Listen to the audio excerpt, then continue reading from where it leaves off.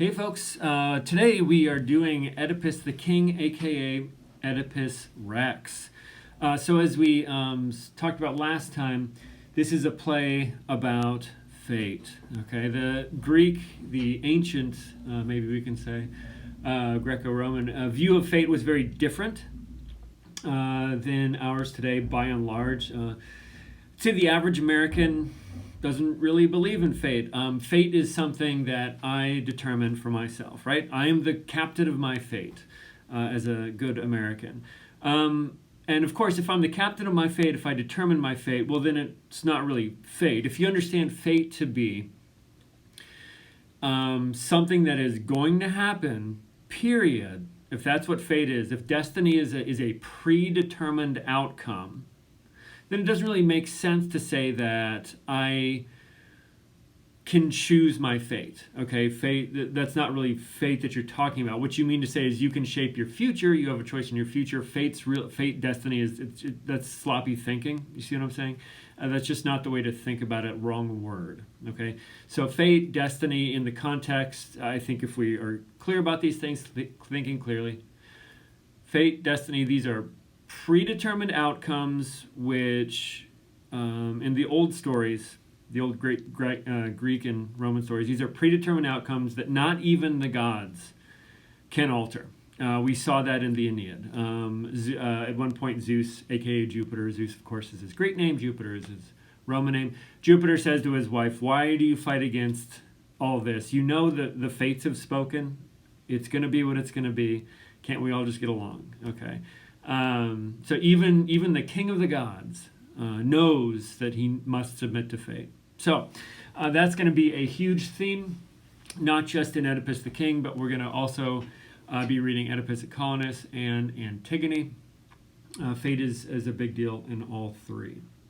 So I gave you the rundown of the Theban myth last time in class. You'll recall that the Theban myth is that a guy named Cadmus had slayed a dragon and buried its teeth, yeah, and then those teeth grew up to become giants, yeah, and then the giants killed each other, yeah, and then the 5 giants that remained, and Cadmus founded Thebes. And Cadmus is the great-grandfather, great-great-grandfather, something like that, of Oedipus, who is fated to kill his dad and marry his mother. The Oedipal complex is a psychological thing where a boy falls in love with his mother or thinks too highly of his mother in a sort of icky way. Oedipal complex after Oedipus. Okay, so as I've said before, we the audience know what fate is. We know what's going to happen. The characters don't. Okay, and that's where the drama of the play comes in. So we pick up after Oedipus is approaching middle age, maybe even later than that. That he has had 4 children with his mother. Okay, 4 children. They are grown now. They're grown men and women. So the younger Oedipus has had his adventures and whatnot, and it's come time to pay the piper. So where does this? Here's Oedipus, by the way. He's the one in the middle there with the gray beard, and his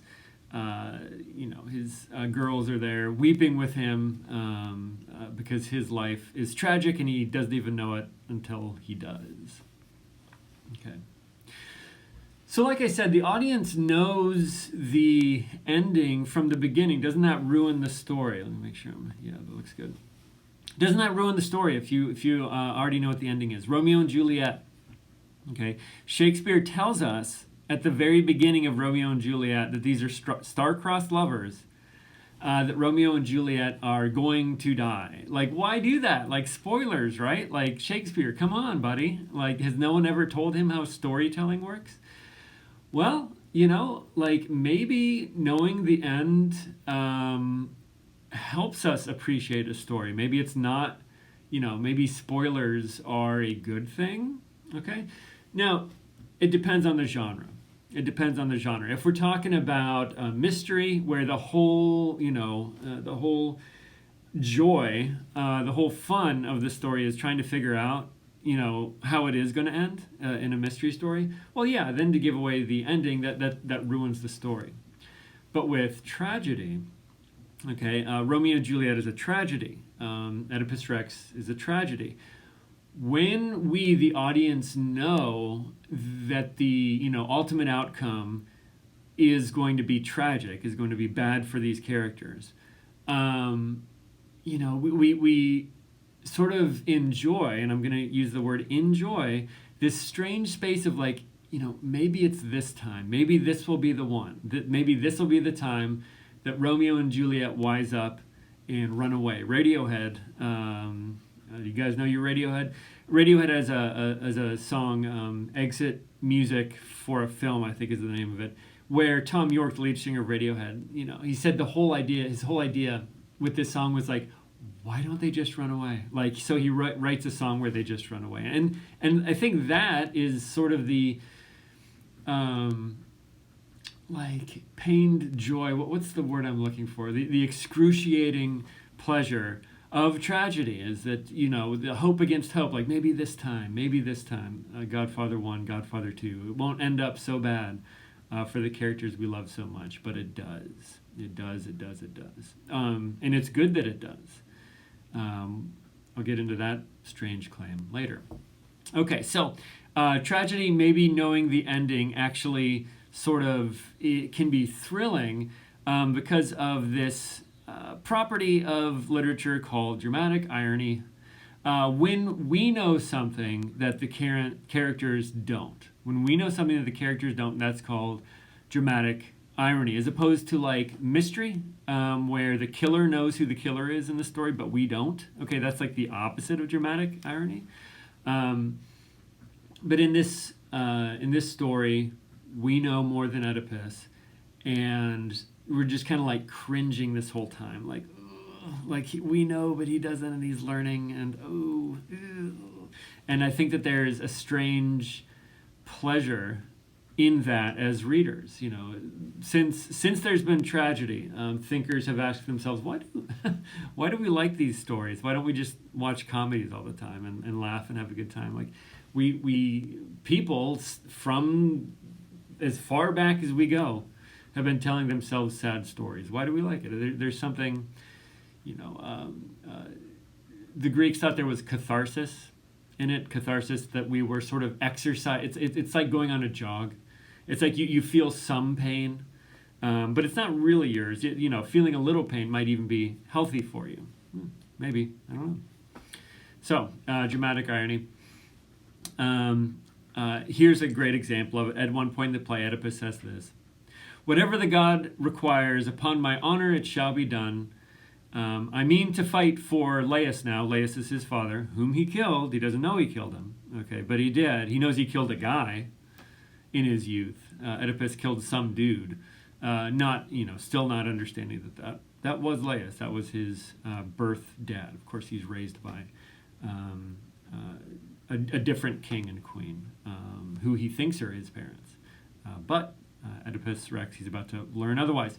"I mean to fight for Laius now as I would fight for my own father." Okay. So, I mean, the Sophocles, who wrote this, is just laying it on at this point, right? Like, excuse me.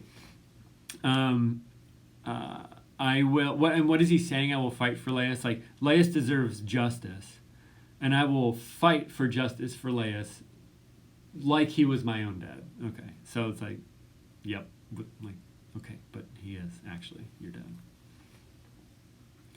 Okay, so one of the characters we get in this story is Tiresias, the blind prophet.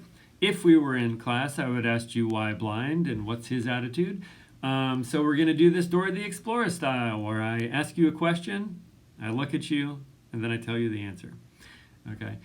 So why is this guy blind, and what's his attitude? Let's start with the second one first. He's kind of surly, right? Like, he knows, he's kind of this Cassandra figure. Remember we talked about Cassandra in the Aeneid, in the Odyssey, in the Iliad. Cassandra's fate, her unavoidable fate, was to know the future, to know what's going to happen, and to not be believed. about it. Okay, and as a wise observer once pointed out, the not being believed part, that's not even the worst part. The worst part is that you're right. The worst part is that Cassandra is correct about her hometown, Troy, burning. Okay, about them losing the war. That's the worst part of being Cassandra, is that you're right. Tiresias, he's older.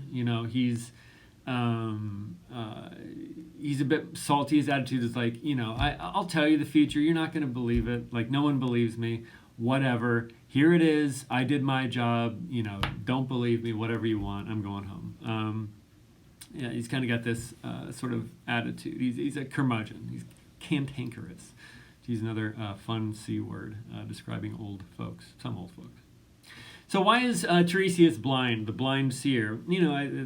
Just irony, right? Like, you can't see he doesn't see what's in front of him. He sees what's far ahead of him. He can't see as we see, but he sees more than we see, of course. So that's, this is an old trope. And you still see this, blind seers, blind prophets, people who can't understand, but understand more than they should. Children are sometimes used this way in storytelling, that, what do you know, you're a kid, and it turns out the kid was the, wisest of the story. So the have-nots become the haves in many tales, and Tiresias is a type of that.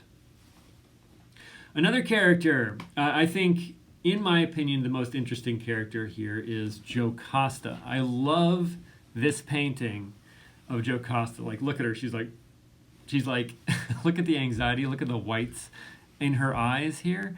It's perfect. She is nervous. She is anxious. And like, she should be, like, things about to go south for old Jocasta.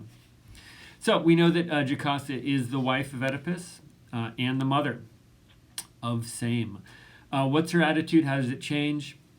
Dora the Explorer style.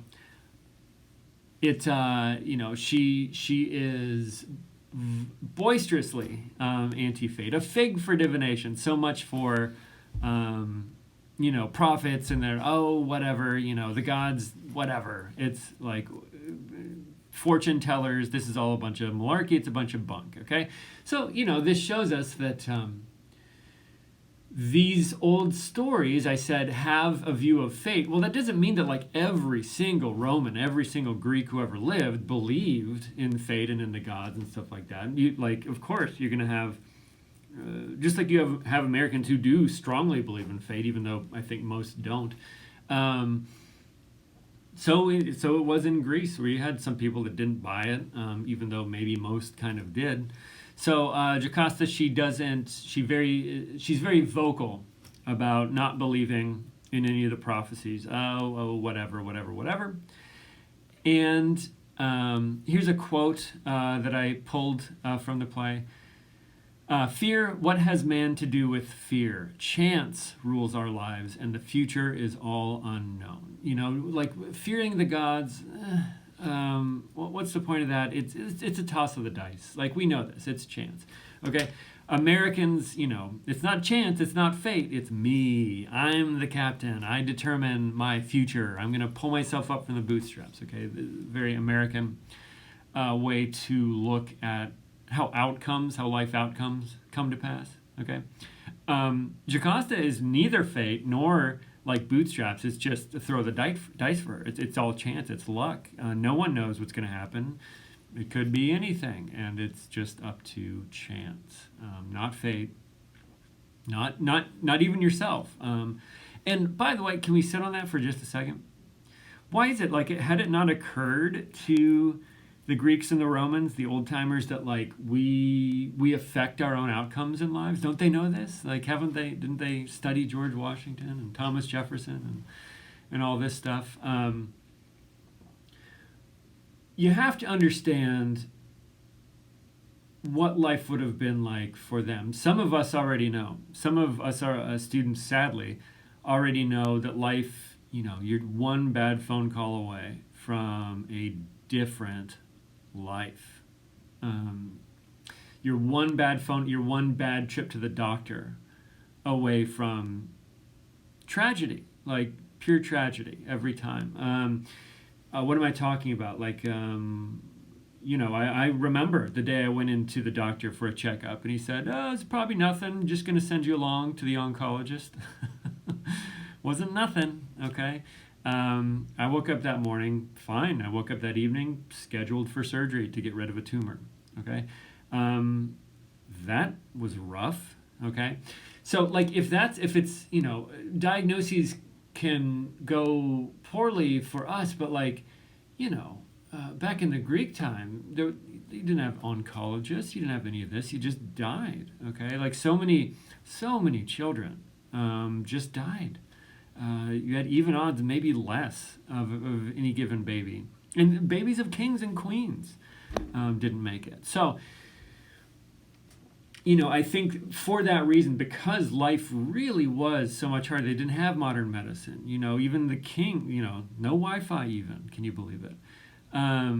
There was this much stronger sense that life for anyone can go badly. You're one bad day away from a terrible life.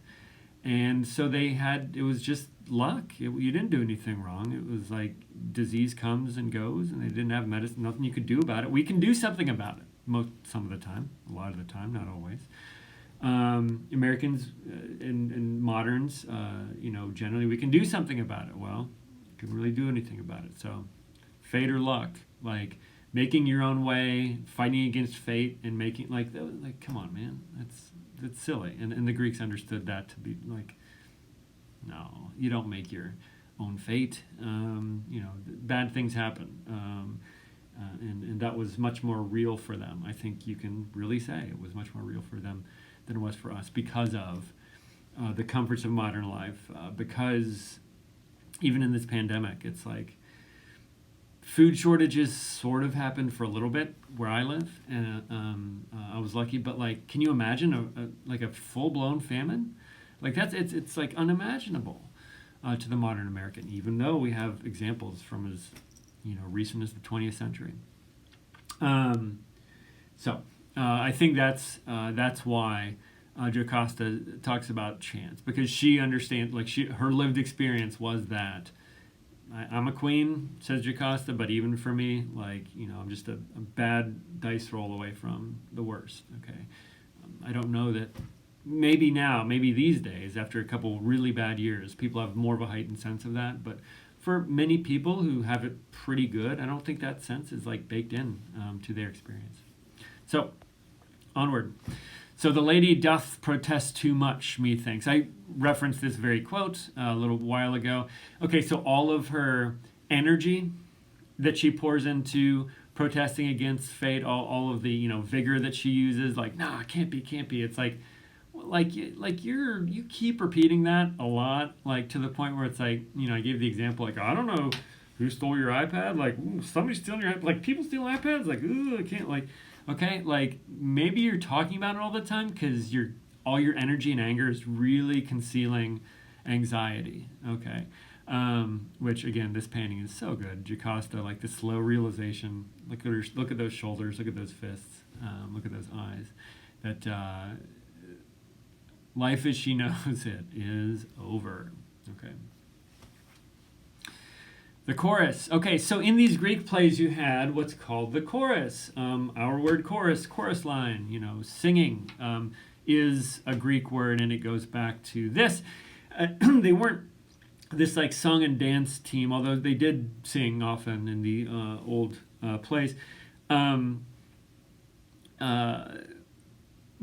What you can understand them to be, basically, is just a group of lay people, a group of average Joes and Josettes who are just watching things unfold. They're kind of a stand-in for the audience, okay? They are you and me, and they get a part, and they just sort of like react, okay? They rarely do they do anything to move the action of the play along. They're just kind of looking at like what the heavy hitters, the royalty, and the interesting people, like the haves, are doing. They're the have-nots who are just sort of commenting and meditating on the lessons that they're learning. So they're kind of like Sophocles' way of like coaching us how he wants us to react. the chorus sort of is our reaction. You know those scenes from like Spider-Man movies or Superman? I'm thinking Spider-Man especially. There's always that scene where it's like this crowded group, like all these people like around Spider-Man, like, oh my gosh, look at him, he's so great. He's like, careful, he's a hero. Okay, like that's us, like, right? Like that is us. We the audience are that group of New Yorkers who are cheering Spider-Man on, who are being saved by him. That's kind of the chorus. You can kind of think of them in that way. So bystanders, regular Joes. So here in Oedipus Rex, what do they want? What's their desire? Like, what are they after? I only ask to live with pure faith, keeping that law. Okay? So because we know that we're so good, we're such good people, and all we really want out of life is justice and truth. Of course.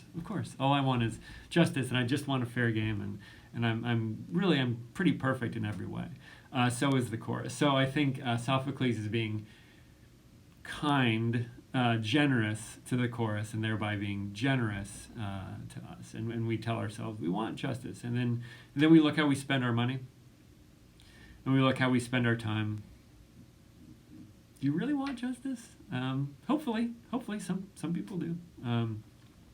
But the chorus is good. All they want is to follow the laws of God and men.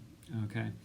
And correct injustice where they see it. Well, they want justice to be corrected. They understand that they're not the powerful ones. Okay, they're not the ones in the driver's seat. That would be the royalty. Okay, and here is the Wikipedia picture of our man, Oedipus. Okay, so this, I mean, one of the reasons we study this play is because everyone has studied it since Sophocles. Okay, people have been looking at this play, well, the medieval period, the Dark Ages, early medieval period, kind of Greek sort of fell away. But in the Renaissance, Renaissance literally means renascence, rebirth. Okay, you know the word nativity? The nativity is the birth of Christ. Nascence in Renaissance is the same word there, rebirth. Rebirth of what? Greek. That's an oversimplification, but it's the rebirth of the Greek language and culture and things like that. They never stopped speaking Latin in the medieval period. Anyway, since the Renaissance, we've been looking at these stories. Everyone has, and so this is a way of us understanding our own culture. How did we get here? This is what education is about. How did we get here? These stories may or not be true or good or helpful, but it's at least we can understand the past. We can read the same things our great grandmas and grandpas did, and we can even look at them critically in a way that just tells us more about how this culture that we're in works. And so they've been doing Oedipus for a long time, even in black and white times, as far back as that. They've been studying Oedipus. So last we come to the revelation. Okay, Oedipus has been sort of like, the whole play, he's kind of like, did you notice that not a lot actually happens? Okay, there's just a lot of people sitting around talking. Thankfully it's short, since there's no sword fights and stuff like that. And so what talk has Oedipus been doing the whole play? It's been, I will enact justice, like, whoever killed Laius, he's going to get it, and from my hand. Calling down curses on himself. And you and I, we like readers, we get that he's sort of self-owning this whole time. And finally it, of course, comes to a head. Alas, all out, all known, no more concealment of what? Of the fact that he has married his mother and have 4 kids with her. Of the fact that he's killed his father. Okay, and you remember, like, as important as like family is to us, like you can multiply that by maybe 2, okay, or 5, to understand the importance of the Greek family. It was like it was a sacred thing. Like, people talk about this or that being sacred. Like, actually though, actually religiously sacred was the family. Like they were serious about that. Many of them. That was in the water of the culture. Okay, you need to showing respect to your father, showing respect to your mother, living a decent life. This is a way in which we honor the gods, thought the Greeks. And Christians, Jews, no different, really. Anyway, all known, no more concealment. O light, may I never look on you again, revealed as I am sinful. So, what is Oedipus's great wound? Well, ironically, as we talked about, his name Oedipus literally translates to wounded foot. Okay, but the wound you need to remember, if you ever remember Oedipus, is this one here, his eyes. Okay, he gouges out his eyes. Why? Because he had lived not seeing for so long that it's fitting in his mind that he needs to go on not seeing. His sin is disgusting to him. The sin of killing his dad, the sin of marrying his mom, this incestuous sin is disgusting to him, and he doesn't want to see it. He doesn't want anyone to see him. He doesn't want to see anything anymore. He's done with light. He's done with truth. Okay. In the Bible it says, men have loved the darkness because their deeds were dark. Okay, why do people skulk around in the shadows? Why do people, commit their crimes at night? Because you can't see, and people don't want to be seen when they're committing crimes. There's the punishment of it, but there's also just the shame of it. Just saw my keys back there. They're hanging from the wall. I was like, is that a bird? That's my keys. Okay, cool, pretty cool. All right, onward. The attendant says this interesting thing of Oedipus: deliberate acts willfully chosen. Willfully chosen? Is that fair? This is where I would give you 5 minutes to talk about it. This is an interpretive one. This one doesn't have a right answer. The problem here, you see the problem here, right? It's like Oedipus didn't understand that Jocasta was his mom. Oedipus didn't understand it was his dad that he had killed. He didn't know that. And yet the attendant says, deliberate acts willfully chosen. You chose this. You knew what you were doing. And it's like, did he? He knew he was killing someone. He knew he was marrying someone. The best case you could make for this is maybe that he knew of his fate, and so whoever he married, he could count on that being his mother. So marrying anyone was off limits because it was going to be his mom that he married. You kind of scratch your head at that. So the play doesn't have an answer here, but this seems kind of you kind of squint when the attendant says this, that seems to be going a little bit too far. And poor Jocasta, what is her fate at this point of revelation? She, in a Greek way, Greco-Roman way, decides to kill herself. We've seen this before, Queen Amata in the Aeneid, when her town gets sacked by, when Aeneas shows up and starts wrecking shop, she kills herself, early. This is a thing. Okay, so Jocasta can't even deal with it. Oedipus gouges out her eyes and gouges out his own eyes, and Jocasta goes the whole way. So, as with the Iliad, this whole thing started with a plague, and the plague is the gods expressing their displeasure, and it's kind of up to the humans. What are they so angry about? We need to figure this out and right the wrong. Toward the beginning, Oedipus said, we're gonna find Laius's killer, and we're gonna banish him. And then he realizes that it's he himself. He finds himself, and he says, at least he's, you can say this for him. He's consistent. He does what he says. He says, "Cast me away this instant out of this land, out of the sight of man." Okay, so he accepts his fate. Ultimately, he accepts his fate in the end. Oedipus says this to his children, but in your prayers ask this, that you may live not more nor less than well, and so live, better than did your father. That's interesting. Pray that you may live not more nor less than well. Pray that you, what does he mean here? Pray that you make good choices? Pray for good choices? Do you see how weird this is? Pray that you make good choices. Can't you just make good choices? Hey, I think that this is a pretty wise prayer. Temptation is real. There's two ways you can go, and you might tell yourself a story, but you know what's right, you know what's wrong, and you know that you choose what's wrong sometimes. I know I do. I know I have. I know I will.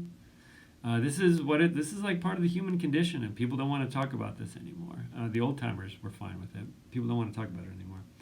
But hey, like, ask the gods to help you make good choices. That's a good prayer. Okay. Somebody's going to say, "Oh, just do it yourself." Like, yeah, if you could, sure, do it yourself. But who can? Who makes the choices they should make every time? Really? Like, really? Come on. That's nobody. Come on. Okay.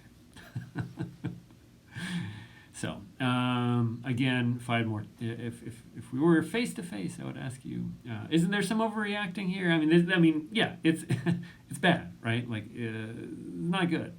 But gouging out his eyes, like, this is willfully done, and you need to suffer for this willful sin that you've made. Like, he didn't know, right? He didn't, like, it's bad, but come on, we can, do we need to banish him? Do we need to poke his eyes out? Like this. Finally, is there a moral to this story? What's the point? If there is one, I think we can find it again from Hamlet. I teach this class, and I want to talk about Shakespeare because he is wise and good. So we get this out of Hamlet. Hamlet, by the way, as a character, is unusually unwise, except for these brief moments. Like, he's very smart, but lacks wisdom. Anyway, why don't I read this to you? Because I think this is you want a moral here? Here you go. You want a moral to Oedipus? Here it is. Our wills and fates do so contrary run, that our devices still are overthrown. Our thoughts are ours, their ends none of our own. Can I translate this for you into English? Okay, our wills and fates do so contrary one. Will and fate, okay, I don't have to translate that. What we want and like what's fated to happen, do contrary run, like, trying to get on camera here, it's like, okay, X. What we want and what our fate is, two different things. That our devices still are overthrown. Our devices, plans, okay? Our plans are overthrown. What we want doesn't come to pass. We work so hard for something and then it gets taken away, okay? And that's what life is, says Hamlet. We try so hard to achieve, and it gets snatched up from us. Okay, that's kind of an un-American, again, traditional American anyway. That's a very un-American sentiment, isn't it? Like, we want, like, work hard and you'll find success. Weren't you told this, like, as a kid? Work hard and like people who do find success tend to have worked hard. So your teachers aren't crazy when they tell you that. But our thoughts are ours, their ends none our own, okay? Our thoughts are ours. We own what's in our head. We own our desires, for good or evil. Okay, do we want to do well by our neighbors? Do we want the best for everyone? Or are we villains? Okay? Our thoughts are ours. Now, someone might say, well, if it was his fate to, like, marry his mom, then it's not his fault. If it's his fate to kill his dad, it's not his fault. If it was... Let me ask you this. Pontius Pilate, the guy who had Jesus crucified, was it Pontius Pilate, like, was that his fate to do that? I think it was. I think God knew who was going to carry out the crucifixion of Christ. I think God knew. Well, then it wasn't his fault. Like, well, did he want to? Did Pontius Pilate want to do it? Well, he was kind of two minds, but he made a choice. Nobody held a gun to his head. God didn't hold a gun to his head. Pontius Pilate made a choice. He chose to kill the one good person that ever lived. Okay? He's on the hook there, right? Well, what was his fate? Like, yeah. It was his fate. And he chose it. Like, you're not off the hook. Like, some people want to say, oh, it's fate, it's destiny. Like, this was always going to happen. Like, yeah. But your thoughts are still your own. Your motivation, like, own it, right? Like, look at it this way. If I, let's do some really gross, sad examples. Okay, if I'm driving in a car and I don't know, something bad happens, like I have a stroke or something like that. Like I have a stroke driving my car, and like I lose control of the car, and I hit a puppy and kill the puppy. No, okay. Like I'm not morally culpable there, right? Like it was like I didn't make that choice. Like I did it. Like I hit that dog, but like I was out of it, and it wasn't by any fault of my own. Like I didn't do anything. I didn't do anything wrong, but the outcome was that I struck that puppy and it's dead. Compare that to I have an evil heart. I want to destroy all puppies, and I swerve out of my way to kill that puppy. Like outcome same. Outcome same, but you can see as well as I can see that like one of those acts was malicious. One, like my thoughts are my own. I don't, in the first instance, I don't want to kill a puppy. In the second instance, I want to kill a puppy.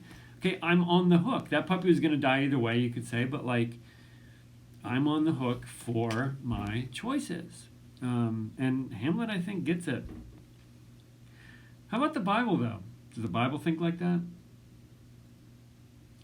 A man's heart plans his way, but the Lord determines his step. And I looked up the Hebrew word determines. It shows up other times as provide. Provides his step, like in the way of, in the sense of providing food. Like, here's your steps. Here's your steps. Establishes. It gets translated in other translations. Establish, determine, provide. The sense is that like God is giving. Here's your step. Here's your step. Here's your step. Okay.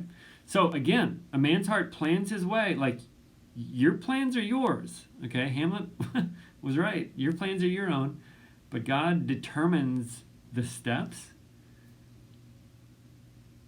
Oh, that can't be what it means, right? Well, the plans of the heart belong to a man. Okay, we've established this one. Like your intent matters. Your intentions matter. But the reply of the tongue is from the Lord. The plans of the heart belong to a man, but the reply of the tongue is from the reply of every tongue is from the Lord. Which tongue? Whose tongue? That's tough. People are going to interpret this different ways. I think it says what it says. I think the replies of the tongue. Whose tongue? Do you have a tongue? That one. Okay. All tongues. I think that's what it's saying. This is a tough pill to swallow. Proverbs.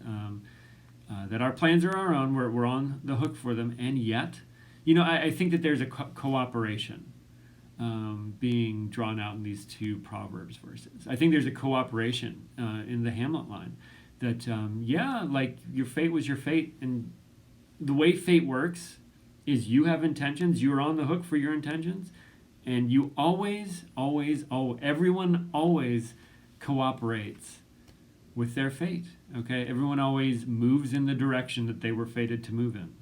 That's what fate means, right?